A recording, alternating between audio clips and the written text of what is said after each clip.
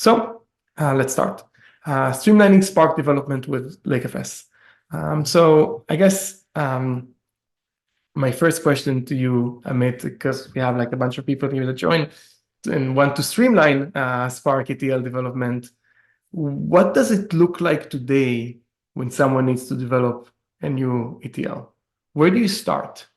Yes, normally on the code side, they do they use Git sometimes and they create the branches for the code. But for the data, what people do is normally they create a separate bucket or separate storage where they create a kind of private kind of repository or private repository of data. Then they sample some data from production. So they will copy small data set from production because production data set is used, so they cannot take the whole thing. And then they point their ETL job to the private bucket or the private repository, kind of semi-repository, you can call it. And then run the ETL job and run multiple tests, make sure their ETL changes work fine. And once they are done, then they point their ETL to production with the large data set and hope and pray that everything will work fine in production. So on the code side, they use Git, but on the data side, they just hope and pray that things will go fine when they move their ETL to production. And this whole thing takes a long time, like cycle. Like if something goes wrong, you restart the cycle and go over this again and again. Someone once told me there's a lot of alt tab going on, right? There's a lot of running. How does it look here? How does it look here? Is this okay? Is everything okay? But yeah, it's today when we have to develop something, it seems like there's a best effort to create a development testing that we can work against. And even with that best effort, it's manual, it's time consuming, and it's not bulletproof. So we do all these things, and at the end, we take the code that we develop and we promote the code to production, and we hope that the code is good enough.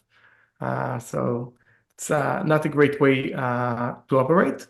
And that's why we developed lakeFS. So for those of you who are barely familiar with lakeFS, let me give, because we do have those underlined with us, let me give an overview of what that looks like. So lakeFS is an open source solution that you can spin up in minutes that sits on top of an object store. And this can be an on-prem object store, it can be a cloud object store, so it can be S3, Azure Blob, Google Storage, but it can also be Min.io or NetApp Storage Grid or Dell ECS. There's a lot of object store solutions out there. And imagine that you can take a bucket or a collection of buckets and you can give them a Git interface so you can branch them. And then you can make changes and you can commit changes. If you're not happy with the changes, you can roll back changes.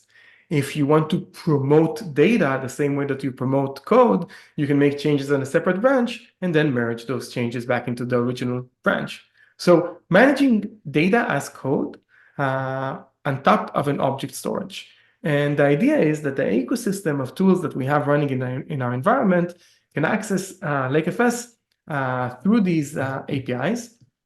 Access the object store through the lakeFS APIs and get those versioning capabilities. If before we were looking at a collection and a bucket, now we can include a name of a branch or a commit identifier. So a name of a branch would be prod, test, dev, stage, right? Or Ido test 1, Amit test 3. You can literally have millions of branches in your environment, and that's not going to cause any issue. A commit identifier will be a point in time. So I'm addressing the two types of audience that we have here, data engineers and data scientists on this call. So often a branch is an environment, right? It can be used something that I'm working on developing an ETL or production or something like that.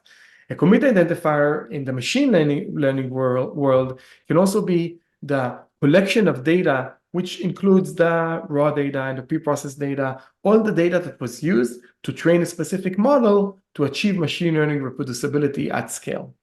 And then these Git actions themselves, we can run them from a web interface, from a command line interface, which is this lakeCTL command line that you see here, directly from a notebook, as we're going to see in this demo, and in many other ways, and I don't know, an Airflow operator, right? So there's many ways to interact with the data. And maybe just explaining a little bit how it works, this will be your managed bucket. And I find that you and I can't stress this enough. The data sets on your bucket. So no matter what version of lakeFS you use, the data will stay in place on your bucket, and it always lives there. It never leaves your data. And basically, you will have your collection of files, right? Objects that sit on an object store. And lakeFS is completely format agnostic, so this can be Delta tables or iceberg tables or Parquet files or JSON or Excel files, or it can also be images or videos or annotation files. Completely doesn't matter. Every commit in lakeFS is a collection of pointers to objects that sit on top of this managed bucket. Now, object stores are immutable, so we do copy and write. When a new file is created, the next commit will point to this additional file. But files that did not change will have multiple commits pointing to the same physical objects. And the reason this is very powerful is if I want to create a branch, that's a metadata only operation. So super fast. It's going to happen. We have thousands of users that we are aware of. We work in some of the world's largest data lakes. A branch of 200 petabytes will take milliseconds because I'm not copying anything. It also saves tremendous amount of storage because we're not copying anything.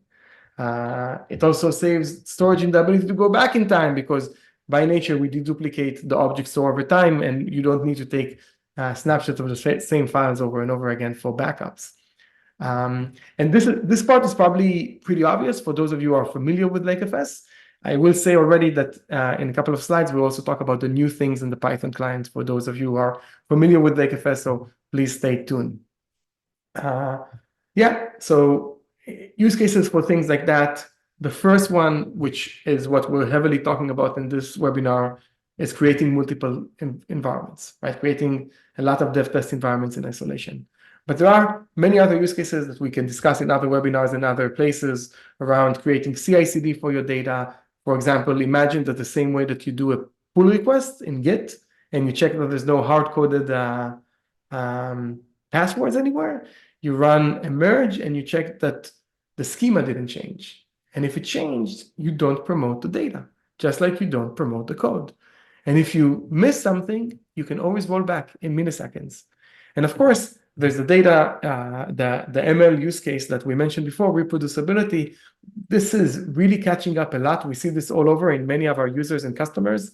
The idea of being able to reproduce the data set that was used to train a specific model is useful for many reasons, regulation reasons, the ability to train models, train a new model and the data that was trained for, that was used for the old model and compare it, or even just engineering best practices of knowing what part of your data was actually used to train models and what part of your data you can delete if it's no longer relevant. We see more and more reasons for the machine learning reproducibility use case coming up in the wild. And what we're about to show you today is a different way to develop Spark pipelines. Basically, now that you have lakeFS, take the data, branch it, develop on top of that isolated branch, and even we're going to talk about the ability to merge the data at the end, i.e. promoting data, which is kind of talking already about the CI/CD, as opposed to merging the data set. That was a really quick overview of lakeFS for those of you who are not familiar yet. So I hope this was useful. But let's talk also a little bit about the new capabilities and the new Python SDK available with lakeFS. So Amit, I think one of the challenges that we saw in the field was people didn't like the fact that you need to hard code keys, right, to be able to work with the SDK Python SDK client we had before. So what did we improve here? Yeah, with this you can pass the credentials through environment variable. So that's one option. Instead of hard putting the code that credentials in your program, you can just set an environment variable And then when lakeFS creates the client, it will go look for the environment variable. Second option is you can also save in the YAML file if you want to, in a separate YAML file. And if the environment variable is not there, not set, then lakeFS will automatically look for the YAML file and use that to create the credentials. To create the lakeFS client. But if you still want, you can put in the code if you want to. That option is still there. So we have multiple options right now. Yeah, including ones that are, to my limited understanding, a lot more secure. Yeah, so, and then, okay, this one is a pre-signed URL is something that you and I can probably have a dedicated 2-hour webinar just about that. But can you share what do I care about integration with pre-signed URLs? What does that even mean? So now pre-signed URL was there earlier, but now it's by default. What that means is like now data will never flow through the lakeFS server. Data will go directly from your program to your storage bucket. So you don't need to give us access or lakeFS access to the data. lakeFS only needs to know the object links or metadata about the data, but not the access to the data. And by default, we create the pre-signed URL from the server, send it to the client in case, let's say Python, and the Python program will directly read from your storage bucket. So data will stay within your network. It's never going to leave from your network, and it will never go through the lakeFS server. Well, that's an incredible achievement. That's like managing versioning data that you can't even access. And if anybody wants to read about that, there is a good blog that we wrote about that as well. The last thing is one before last is efficient pagination. So I remember writing a lot of code to like read all the repositories and things like that. Are these problems going away? Yeah, so let's say you have a long list of repository or long list of objects, thousands of objects, and you're listing those objects. In the past, you have to do the pagination, like retrieving list of 100 objects or 1,000 objects at a time and then paginate. But now with the efficient program, like in the client, in the Python SDK, you can just run in the for loop. You can create the for loop, and then it will automatically handle the pagination. Yeah, so much less code. And from those of you, I do recognize some names and Zoom participation list. I think that's not everybody can see it, but I can see it. So I know that at least some of you are excited about that specific feature. Those of you that have a lot of repositories, for example. And I think the last thing is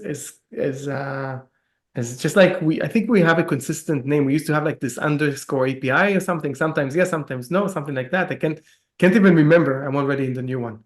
And I feel like we have a consistent API structure that is a lot less confusing, and we'll see that in the demo along with other things. So what is it that we're about to see today?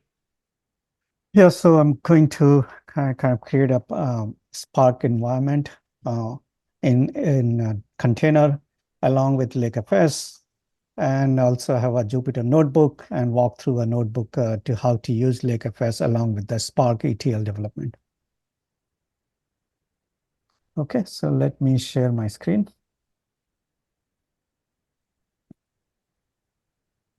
Okay, so the first thing is I'm going to use a lakeFS samples repository. So you need to install Git if you don't have Git, so you can clone the repository. And also you need the Docker to run your container. We are going to run everything in a container, so you don't have to install anything on your laptop. Everything is running in this isolated container, and you can delete the container once you are done. So those are kind of two prerequisites, Git and Docker. If you don't have, you can install that. And next thing, you want to clone the Git repository or samples repository. So let's look into that. So this is our lakeFS samples repository. We have tons of samples with different integration with different tools. Today we are going to focus on Python and Spark only. So if you want all the other notebooks, so you can go through, follow this instruction, install in a container environment along with lakeFS if you want to. But today I'm going to focus on the standalone example and focus just on the Spark example, which is the last one here in the standalone. And also it will provide you instruction how to set up this environment, and I'll walk you through that also. Here in the installation, first thing you do is git clone the repository. This is our samples repository. I already cloned this repository. It takes about few minutes to download, less than a minute to download everything, clone the repository. Once you are done, then you kind of run the container. I'm going to go to that certain folder here. So here is my terminal. Currently, I already cloned my repository, so I'll just go to that particular example here, a Spark example, to that particular folder. And then there are two options here. You can Docker Compose up, which will just bring the Python, Spark, and Jupyter Notebook environment. But if you also want lakeFS, then you run this command. Some people already have lakeFS, so if you are not looking for lakeFS server, you can just run this and connect to your existing lakeFS server. But if you are looking for lakeFS server also, then you can run this particular command to install lakeFS also in a container environment, which I'm going to show. So I'm going to use this. So I'm going to install the container, a container with lakeFS server, another container which has Jupyter Notebook Spark environment, and Python client, or lakeFS Python client also. So let's run this. This will take a couple of seconds. It's going to pull our lakeFS repository, lakeFS server also, code also, and going to spin up, start those in the container. So I think it's ready. So let's look into, if you're using Docker Desktop, you can quickly see this. These are the containers I just started. So we have a lakeFS server. Behind the scene, we are using MinIO as object storage for the demo. But if you already have your lakeFS server pointing to your S3 or GCS or Azure Blob, you can use that also. In that case, you don't need to install this. Then you just need the Jupyter Notebook, where we have all this Spark notebook. So that's kind of just to get started. Anything I missed in terms of instructions to get started, Ido? No, I think this is great. I think it's a great way also for those of you who are completely new. If you run this local lakeFS, as Amit said, even if you don't have an object store, if you don't want to use your storage, this is a great way to kind of get familiar with lakeFS within Jupyter Notebook with the samples and multiple. I'm just going to name drop some things that we have here in the sample. Okay, Airflow, Dagster, Prefect, Labelbox, LLM integration, Flink. There's really delta tables, hooks, CI/CD for data. There is so many examples here. So there's something for everybody, and just look for what you need. And if anybody needs help on this, and I'll talk about this at the end, we're also available on our Slack channel to kind of direct you to the right place. And also, I would like to mention that lakeFS server is also available in lakeFS Cloud. If you don't want to run locally or in your environment, you can sign up for lakeFS Cloud from our website, and then you'll have a lakeFS server along with the storage, object storage in our cloud environment for free for 30 days. Okay, so now I think we have everything up and running. So let's look into my notebook first. So if you go into the Docker Desktop and look for container notebook, Jupyter is running in this port 8888, or you can get the link from here also in the instructions. So just click on this. So it will open the Jupyter environment here. And here we have this notebook. Today we are just using the Spark demo, but if you use the main sample, then you'll see lots of notebooks available there. Okay, so let me increase my size here. So that's my notebook. I'll walk through this, but also let's look into quickly the lakeFS server. Now, lakeFS server is available on 8000 port. Just click on this.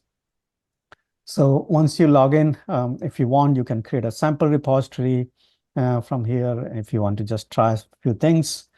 But today we are going to create a new repository from scratch, and I'll show you that using the code. Also, you can do this from the UI also. If you want to create the repository, just specify your repository ID and your storage namespace. Even though we are using the min.io store object store, but it uses S3 nomenclature or S3 kind of a URL that you are familiar with. Okay, so let's look into this here. So in this notebook, there are a couple of configuration stuff initially, but you don't have to change anything if you are using locally, lakeFS locally. And if not, then you can point to your lakeFS server if you're running lakeFS separately, or in lakeFS cloud, you can change this endpoint to your lakeFS server environment. In this case, because I'm running everything locally in the 8000 port, so that's my lakeFS endpoint is set up as a variable, then provide my access keys. So when you install this, by default, we create these access keys and the secret key. And if you want to create the new access key, you can go into the administration here and create the new access key. So this is my samples access key. Again, as I mentioned earlier, now you don't have to store this access keys in the code. You can set up as in the environment variable or in the pipe or the YAML file, which I'll show you in a few seconds. So first define those endpoints and lakeFS endpoint and lakeFS access keys. Then you define your storage information. In this case, as I mentioned, I'm going to use min.io, which is using the same nomenclature as the S3. So we have a example bucket in the min.io. It's created by default when you install this container. So let's use that one. Yeah, but if you're using your own storage, you can point it to your Azure Blob or whatever you're using GCS storage. And then I'm going to create the repository name. In this case, I'm going to call this Spark Demo. You can change this variable name if you want to call it something else. So those are just the configurable variable parameters. The next thing is the set up the environment variable, which I mentioned earlier. So you don't have to set up through the program here, which I'm doing here just to show, but you can go to your operating system and set these environment variable, and lakeFS client, the Python client will automatically pick up from the environment variable. So, but I'm going to set it through the program here as my endpoint and access keys. And then let's create the lakeFS repository. Again, you can create from here, or you can create this programmatically. And that's what I'm going to do here. It's very just quick checking first if the repository already exists. If not, then create the repository. So here, if you see, this is our new way of using the Python client. So this is where you say lakeFS, which is the client, lakeFS. And then when it creates the client, it will just take this environment variable and automatically create the client for you. So you don't have to manually create the lakeFS client. It's done automatically by the code behind the scene. And then you use the repository within lakeFS client and specify the repository name. So in this case, we don't have this repository, so it's going to create the new repository in lakeFS. So let's refresh this. By the way, I think we actually have it's an example of something simplified that we haven't implemented here, but I think you can now run this command with a flag that if the repository already exists, just return the repository that exists. Correct. Yes, so you can do it with a single command also, like here, if exist, you can provide here in this create, and you can say if exist, create, otherwise don't create. So it will automatically handle this number of lines of code in a single statement. Thank you. Okay, so this is the repository kind of home page looks like. So you can have multiple repositories. In this case, like currently I have just one repository pointing to my, this repository is stored in this example bucket in min.io in this case, but it can be anywhere in the object store. And so here within that bucket, we have a kind of a folder or prefix where this metadata for lakeFS repository will be stored. So we are not storing your data in this storage bucket. Your data will stay in your existing storage bucket, wherever it is. Only the lakeFS metadata will be stored in this storage environment or in this storage bucket, unless you upload some data to lakeFS server. If you don't want to upload, you just import your data from your existing bucket. You leave your data in your existing location. You don't have to bring data into lakeFS storage. Okay, so let's look into this repository. Just quickly, I'll go through the UI very quick. As I mentioned here, you can upload the object or you can import. When you import, you are importing from your existing bucket, where you can just point to your existing bucket and we'll import. When we import, we don't bring the data. We don't copy the data. We are just getting the pointers to those objects in your storage bucket. Or you can upload. When you upload, that data will be stored in the storage bucket I mentioned, which we use for this creating the repository. But that also you can control that so that lakeFS doesn't have access to that data.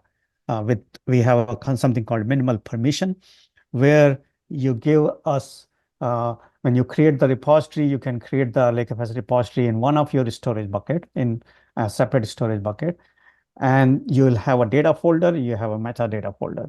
So lakeFS, you can give minimal permission so that lakeFS server will have access to the metadata only, not to the data, even if you upload through from here. So we have built such a way that lakeFS will never, ever access to your data. Data will stay with you. Data will be accessed only by you, not by lakeFS. Okay, so let's move on here. So now one thing here is we'll go through and show you how to upload or import the data set and then create the branches and then run your Spark job in the separate isolated environment. Next thing is to set up the Spark. Here you'll notice that we are using S3A gateway to talk to the storage from Spark code. There are two ways you can do this. One is the S3A gateway. Another option is to use lakeFS client, which we call it lakeFS file system. But today I'm going to use S3A gateway. Most of the customers in production use lakeFS file system. Excuse me. Yeah, although to be fair, it used to be that only the lakeFS file system, the data wouldn't flow through the lakeFS server. And now when we introduce the pre-signed URLs, that's there's other concerns, right? But that actually closes the gap a little bit. Mm-hmm. So here in this, when we create this S3 gateway, we specify the lakeFS endpoint. So instead of going to S3, you are going to lakeFS server and providing the access key and secret key to connect to the lakeFS server, and then get the information about your object metadata from lakeFS server, and then it will pull it from your storage. Okay, so that's kind of initial setup. Next thing is to specify versioning information. So you specify your source branch. So when you create the repository, you can specify your production branch. So I call it main, but some people call it production or something else. So you can configure that when you create the repository, you can specify your source branch name. And then I'm going to create the new experimentation branch. We are going to partition some data in this ETL job using a Spark. And then I'm going to use this Parquet file for that purpose. I'm going to use Parquet file, upload the Parquet file, and then partition that Parquet file based on certain flag. And this Parquet file is also included within this demo environment. So you don't have to bring your own data set. Okay, so set those as a variable. Next thing is going to upload a file. Let me start this and then I will explain here the new Python SDK, how it works. So initially we defined this repo variable when you created this repository, or when you are initially looking for the repo, you just create this repo variable. And then you can say repo.branch to find the main branch. My source branch is main. So then it creates another variable where you can use that to find the object within that main branch. So it's more as the way the Python programmers do the programming. So it's a Pythonic way of handling the lakeFS APIs. So this is another change in our new Python client. So then once you define your object, then you can write to that object using the object writer. And when you write the object, you can also specify your metadata, which was all there earlier also. But now you can include as many metadata objects as you want.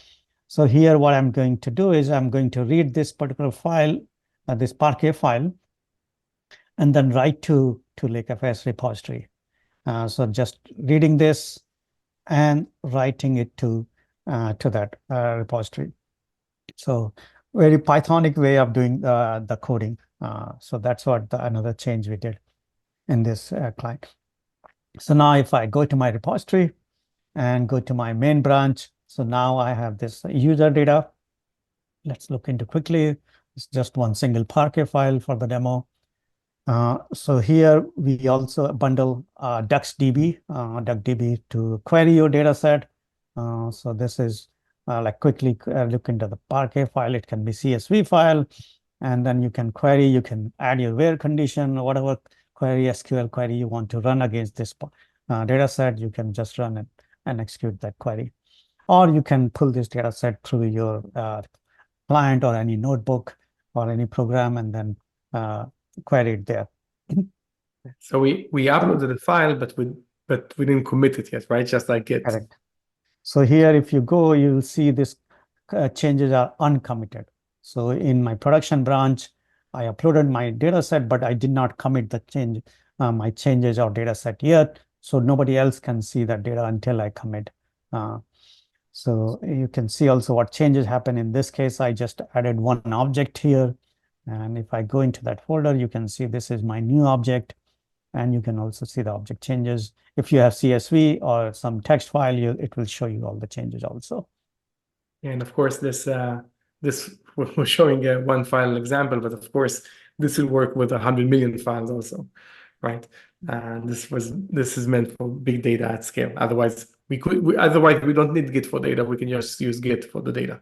But And also in that case, you might just do the import instead of writing or uploading the object to the lakeFS repository. So if you have like millions of files in your separate S3 bucket, instead of using the object write, you can do object. You can do the import. There we have import API call also. So it will just read the metadata from your existing millions of files and then create the import that into repository. That will take also maybe a few milliseconds to upload or import those objects into lakeFS repository. We don't copy the data when you import it. Okay, so next thing is commit. So again, here, if you see, this is a new change in the Python SDK. So now you have branch name .commit just to commit your changes in that particular, then that main branch. And you can, with the commit, again, you can include the metadata and message also. So now if I go into my commits, like uncommitted changes, if I refresh here, there are no uncommitted changes now. Now everything I can see in the commit. And also here, if I go into my particular commit, it provides you all the changes that happen in that commit, all the metadata information. And also we have some functionality called blame functionality, where you can see the details behind the object, like how it came from, what was the commit to get that, which created the object in a lakeFS repository, all the metadata information also. So it provides you full lineage. Right now I have just one simple file, but if you have millions of files and things are changing, the files are changing, you'll get the good lineage to like what was your source commit, your parent commit, and what is your current commit, and then what changes happen in that particular commit. Okay, so Anything else before I go into more? So this is so far setting up the my production branch or main branch. And now I go into the experimentation mode or running the ETL in a separate isolated environment. But anything else either you want to add before I do that? No, I think that's the best. That's what, well, this is the money time, right? I have an environment. I want to streamline development of ETLs. How do I do that with lakeFS? Okay. So let's just make sure that I can read my Parquet file or data set, which you saw earlier. I can read that from the UI, or I can read it from in this case, I'm using a Spark uh, and pointing it using the S3 gateway. And here you specify the repository name, the branch name, as you mentioned earlier, how you use lakeFS. So here I specified the main branch of the source branch and the object or file name, which I want to read, and then create my data frame by reading that particular Parquet file. Okay, so now next is the experimentation, or if I want to test my new ETL code in a separate isolated environment without impacting my production. So that's the main kind of goal of this webinar. So first, let me just do the branch list here. Right now, we have just one branch. Sometimes you might have thousands of branches in production. So next I'm going to create a new branch. So again, this is the change in the new SDK. I define the repo and branch and then create the branch and creating from my main branch. So I'm going to create a separate experiment branch from sourcing from the main branch. You can do this from the code, or you can also do it from the UI. So you can just say here, create branch name, and they specify from which branch you want to create the new branch. So let's do from the code here. So now we have experiment 01 branch here. So if I refresh my branches, so I have now this experiment 1 branch. Just to mention here, when you create a new branch from any production, it takes millisecond, even if you have terabytes, petabytes of data. And if you notice here, both the main production and the experiment branch have the same commit ID. What that means is currently both the branches are pointing to the same data set, because we haven't changed anything in my experiment branch. Everything is same as my main production branch. So it's the same commit ID as either explained earlier in the picture. We just do a metadata operation only when we create a new branch. So that's why it's millisecond. It takes only millisecond. Right, and Okay. you can branch out of every historical commit, right? It doesn't have to be a branch. I can branch out of data 5 ETLs ago in a specific branch. So those of you who are already thinking that way, think about not impossible, but very complicated tasks today, like backfill, reprocessing, late arrival data, all these things that we deal with on a regular basis.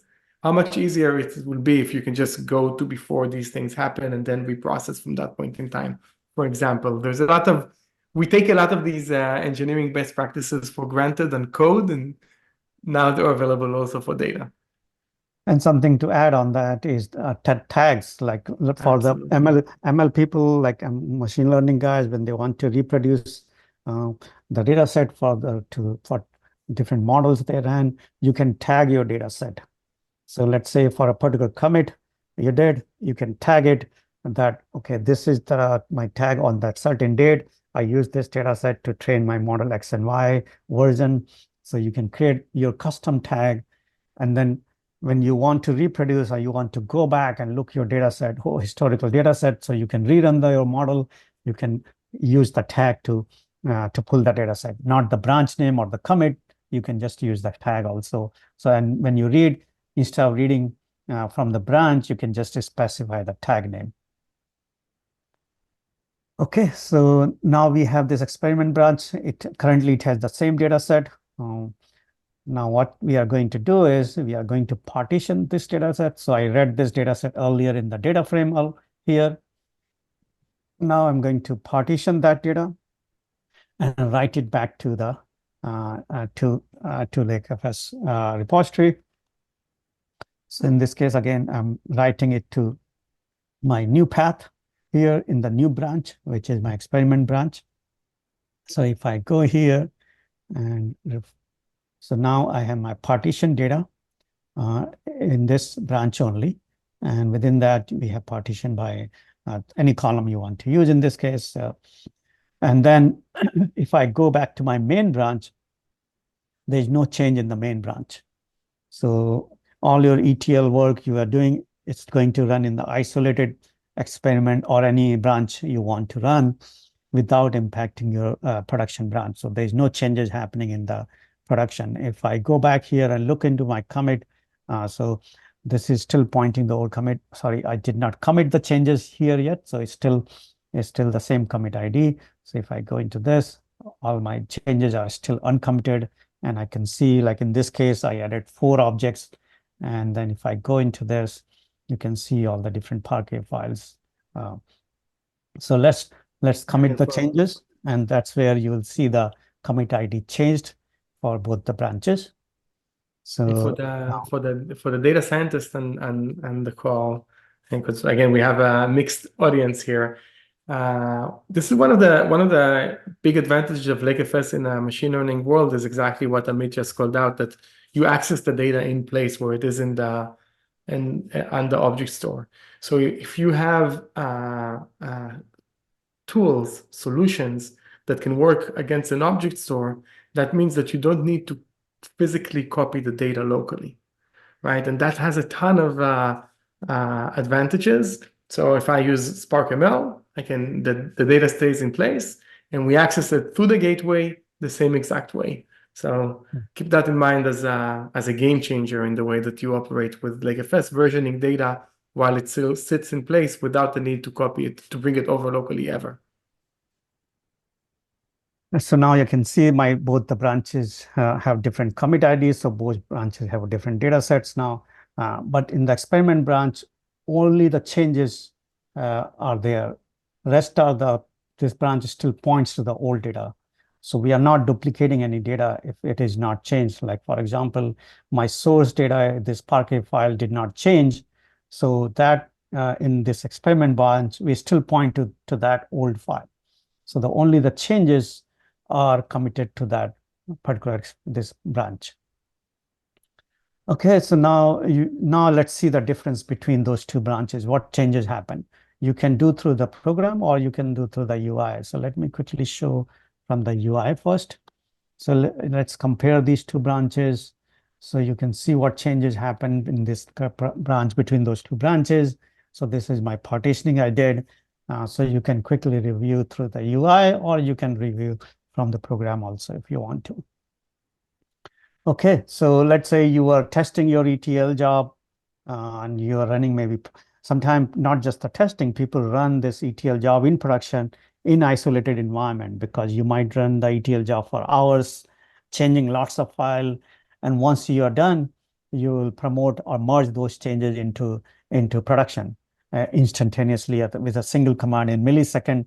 All the changes will go into production. So sometime when you have referential integrity and lots of data set you are changing in your ETL job, you run in an isolated environment without your impacting your production user. And once it is done, then you merge your change into production using the single command, and it just takes millisecond operation to merge all the changes into production. You can do this merge from the UI if you want to. Like once you compare those changes, you can merge from here, or you can merge from programmatically. When you are running an ETL job, you most of the time you want to automate, so you can do this program. And once you merge this change into production, so if I now go into my main production branch, now I have my partition data also in my production also. And let's say something you messed up. Your ETL job went wrong, or you messed up some data, you deleted by mistake, you deleted some data in production, which you were not supposed to. And what happens, like if you, by mistake, if you delete millions of files, and in real world scenario, if you have to restore, it takes hours and hours to restore. But using lakeFS with a single command in millisecond, you can restore all the changes, even if there are millions of files you deleted. So in this case, you just use single command revert, and you can just revert back the changes similar to Git. So let me revert back from production. And if I go here, if I refresh this, all the partition data is gone. So any changes that you did you can just quickly, with a single command, you can revert back all the changes from production if something went wrong. Yeah, I think you're Okay. being very optimistic with hours. Hours and hours, I think, is optimistic. I think we've seen cases in the wild where people had literally weeks of outages after specifically deleting data by accident. Yeah, so this was incredible. Thank you so much. And of course, and I want to remind everybody that if you have questions, you're more than welcome to ask them either on the link in Slack or the sorry, either the LinkedIn chat or the Q&A here on Zoom. So feel free to do that. I do want to ask, like we love to understand what else can we help with. So I'm putting in a question in front of you here, but there's a bunch of things that we can cover. We had some ideas such as integrations with open table formats or integrations with orchestration systems like Airflow, Prefect, Dagster, or drilling down into this ML, into this import functionality, or maybe we want to talk about integrations like MLflow integration or Git integration, or I don't know if you want us to go into the CI/CD use case or the machine learning reproducibility use case, anything that you want us to kind of go into in more depth. If you can answer the poll that we have right now, or even just write on LinkedIn, I would love to learn more about X, then we'll take that into our consideration. Oh, wow, it's blowing up. Okay, everything seems to be interesting. Fantastic. I wish I had this. Okay, we'll take a look. It looks. Thank you very much, guys, for folks for participating. Appreciate it. So on that note, that gives us a lot of material. Thank you. On that note, let me get back to our presentation and just follow up with a few things that I think are really useful. Okay. First of all, everything you saw today is a part of the lakeFS open source solution. Just so you know, lakeFS is an open source solution. It's available. We have a open core approach, meaning that there's no artificial boundaries inside of lakeFS. There's no like up to 20 seats, up to 50 pipelines, things like that. We also, of course, have also a product, commercial product, which is available either lakeFS Cloud, which is our SaaS solution of lakeFS that we host. As we mentioned before, the data stays by you. We don't even need permissions to read and write the data because we can use pre-signed URLs and clients and things like that. It also comes with some enterprise features such as single sign-on and role-based access control. Those are available both on lakeFS Cloud, or for those of you who are not hosting data on the cloud, they're also available with lakeFS Enterprise as well. This can be extra useful for a lot of you. We found that things like RBAC and SSO are very critical for many use cases for our customers, and we're happy to support with that. We're blessed with a really good Slack community. I think we have almost 2,000 people there today. So please feel free to join our Slack community, ask questions. If you want, go on lakefs.io, it will probably pop up for you on your own. If not, you can go to lakefs.io/Slack, or you can just scan this code in front of you, QR code in front of you, and that will take you there. I'm going to pause for last chance to see if anybody has additional questions that we can help with. Going once, going twice. Okay, fantastic. In that case, Amit, thank you very much for your time. Thanks for your time too. Thanks for people who joined. Yeah, and until next time, hope you enjoy lakeFS.